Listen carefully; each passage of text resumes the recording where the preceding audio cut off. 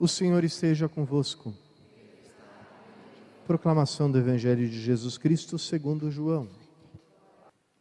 Depois de lavar os pés dos discípulos, Jesus lhes disse: em verdade vos digo, o servo não está acima do seu senhor, e o mensageiro não é maior que aquele que o enviou. Se sabeis isto e o puserdes em prática, sereis felizes. Eu não falo de vós todos, eu conheço aqueles que escolhi, mas é preciso que se realize o que está na Escritura. Aquele que come o meu pão levantou contra mim o calcanhar. Desde agora vos digo isto, antes de acontecer, a fim de que, quando acontecer, creiais que eu sou. Em verdade vos digo, quem recebe aquele que eu enviar, me recebe a mim. E quem me recebe, recebe aquele que me enviou. Palavra da salvação. Glória a vós, Senhor. A palavra de Deus hoje, irmãos e irmãs, nos fala de todos os envios de Deus, né? Como Ele foi enviando os seus servos, desde o início para aquele seu povo de Israel, seu povo escolhido. São Paulo, quando fala na sinagoga de Antioquia, ele faz uma breve recapitulação de todo o Antigo Testamento e fala como Deus enviou para seu povo, primeiro os juízes até o profeta Samuel,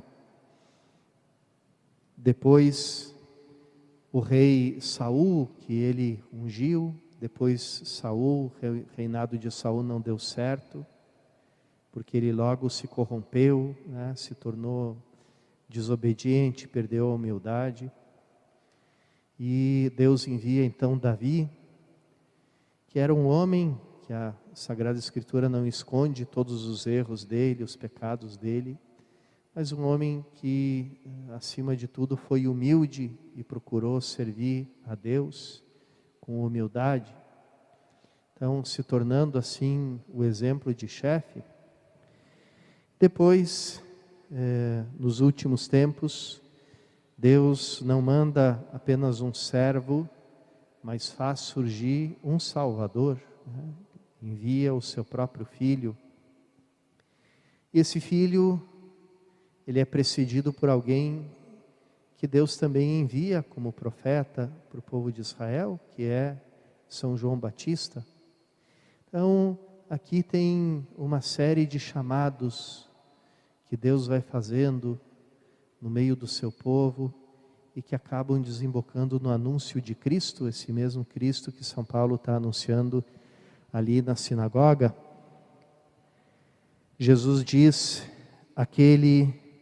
quem recebe aquele que eu enviar, me recebe a mim. E quem me recebe, recebe aquele que me enviou. Quer dizer, assim como o Pai envia o seu Filho, assim também o seu Filho envia os seus anunciadores, os seus apóstolos, que somos todos nós, porque todos nós anunciamos Cristo, nem sempre com discursos, com palavras, com pregações, mas anunciamos Ele com a novidade da nossa vida. E no que consiste a novidade da nossa vida? É justamente nisso que Jesus diz: o servo não é maior que o seu senhor. E Jesus diz isso depois de lavar os pés dos discípulos. Então, Jesus se coloca no último lugar, no lugar daquele que serve. E essa é a grande novidade. No mundo onde todos correm para o poder, para a fama, para o prestígio, para serem famosos, para serem celebridades, para mandarem nos outros, num mundo tão consumido pela paixão do poder, que é alimentada pelo orgulho, então ela está, por assim dizer, na raiz mais profunda do pecado, do erro do mundo, né? Então, num mundo como esse, aquele que escandaliza pela sua humildade, pelo seu serviço, esse anuncia Jesus Cristo. Às vezes, sem palavras. Nosso padroeiro São Francisco, é bem conhecida essa história, entra numa cidade com o irmão Leão e diz: vem, irmão Leão, vamos pregar o evangelho nessa cidade. E caminha pelas ruas dessa cidade sem dizer nenhuma palavra, e depois sai dela, e o irmão Leão pergunta para ele: mas Francisco, você não disse que a gente ia anunciar o evangelho? E ele responde para o irmão Leão: mas é isso que nós acabamos de fazer. Porque com a própria presença dele, a humildade dele, a pobreza dele no mundo tão obcecado pelo poder, pelo dinheiro, por todas as paixões do coração humano, mostrar que você é livre delas, porque você é discípulo daquele que se tornou servo, que não teve medo de lavar os pés dos seus próprios discípulos. Ali você anuncia essa nova liberdade, essa nova vida em Cristo. E é esse o testemunho que o mundo espera de nós, né? A gente acha que vai convencer o mundo pelas nossas palavras, pelos nossos discursos. O mundo já está muito cheio de discursos. A gente fica ouvindo pessoas falarem o tempo todo.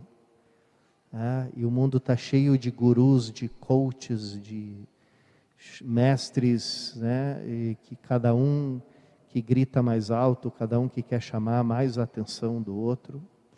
Mas como a gente encontra poucos testemunhos de vida. Papa Paulo VI, né? Ele dizia justamente isso, né? São Paulo VI agora, dizia, o mundo precisa mais de exemplos do que de mestres, né?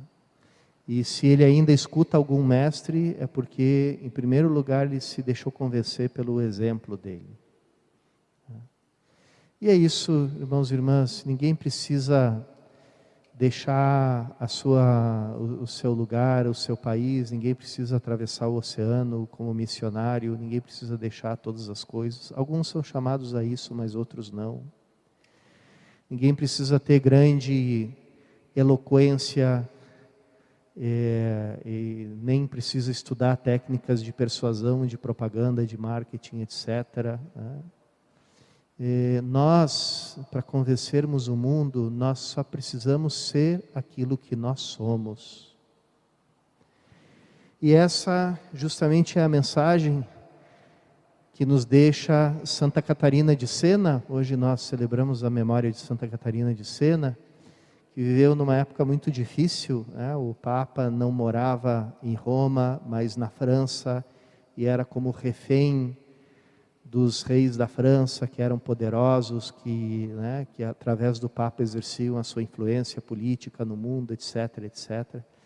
E no meio dessa situação, Catarina de Sena não atira pedras na igreja, não atira pedras no Papa, não critica, mas escreve para ele com muito amor, com muita franqueza também, mas com um amor que é próprio daquela que vê aquilo que Jesus Cristo diz, né? Quem recebe aquele que me enviou é a mim que recebe.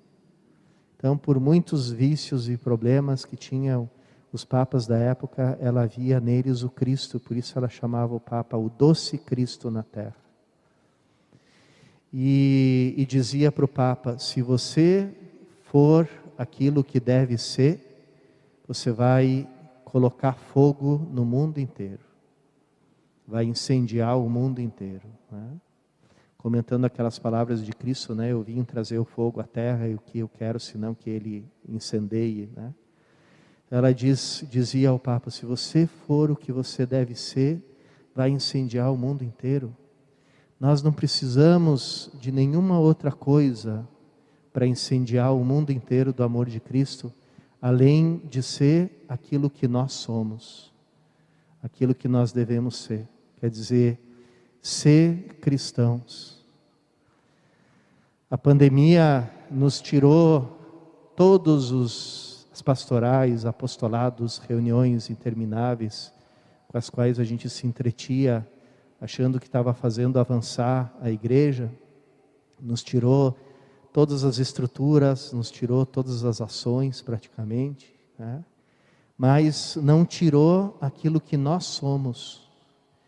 E por meio disso, Jesus nos mostra, você não precisa fazer coisas, em primeiro lugar você precisa ser quem você é, quer dizer, criatura nova, ressurgida pela ressurreição de Cristo no teu batismo, morto e ressuscitado com Cristo no teu batismo.